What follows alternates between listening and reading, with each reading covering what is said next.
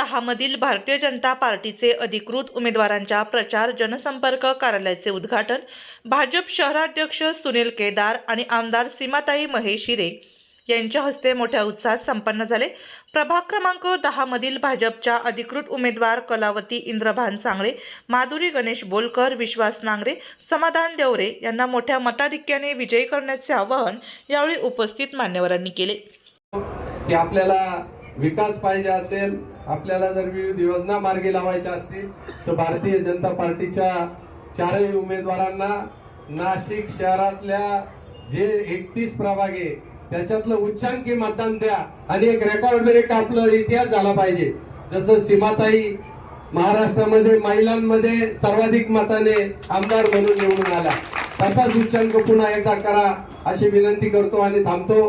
धन्यवाद। जय श्रीराम, जय हिंद, जय महाराष्ट्र। तारीख आहे 14ला प्रचार थांबणार आहे आणि या 7 दिवसामध्ये आपल्याला प्रभागाचा काना कोपरा प्रत्येक घर हे पिंजून काढून त्या घरापर्यंत कमळ आपल्याला पोहोचवायचं आहे। इथे काय असं गोंधळ नाही आहे की पुरस्कृत उमेदवार आहे किंवा दुसरी निशाणी आहे, असं काहीही नाही। त्यामुळे 4 कमळ हे आपल्याला प्रत्येक घरापर्यंत पोहोचवायचे। माझी या निमित्ताने सगळे कार्यकर्ते असतील, इथे कोणी पदाधिकारी असतील, यांना मी विनंती करेल की आपण आता पेटून उठून कामाला लागा, कारण आपल्या समोर आव्हान आहे आणि त्यामुळे आपण सगळ्यांनी घराघरात कमळ पोहोचवा एवढा निर्धार आपण आज इथून करून जाणार आहोत।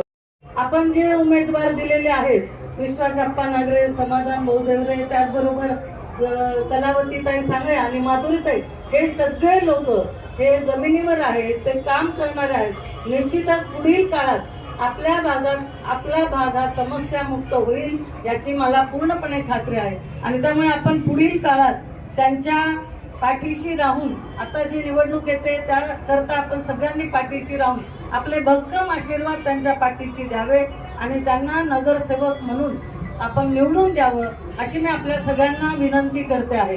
या प्रसंगी प्रमुख पाहुणे म्हणून शहराध्यक्ष सुनील केदार, आमदार सीमाताई हिरे, मंडल अध्यक्ष नारायण जाधव, भाजपा महाराष्ट्र प्रदेश कार्यकारिणी सदस्य रामहरी संबेराव, संजय राऊत, शिवाजी शहाणे, गौरव बोडके, निलेश जोशी यांच्यासह भाजपचे असंख्य पदाधिकारी कार्यकर्ते मोठ्या संख्येने उपस्थित होते।